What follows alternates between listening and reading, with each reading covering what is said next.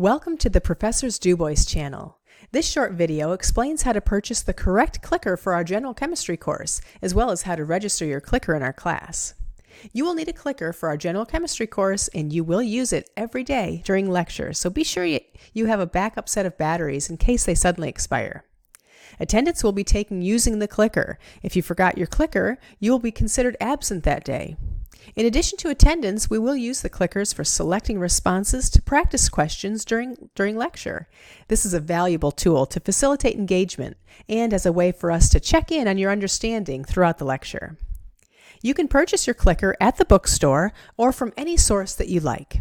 It is very important that you purchase a Technologies NXT clicker. This is the only device that will work for our class. There are two types of NXT clickers. The older version is usually white in color, while the newer version is black and appears to have more capability. Either works fine, and a used clicker will work just fine also. If you purchase a new clicker, there will be paperwork included that instructs you to register your device with Turning Technologies. This is not necessary. You can register with Turning Technologies, but you don't have to. You will have to register your clicker in our class, though. This is important because the software will only recognize the device ID unless we can assign a name to the ID. Assigning your name will ensure that you get credit for attendance. To register your clicker, you will go to Blackboard, select Our Course, and then select Class Materials on the left-hand side of your screen.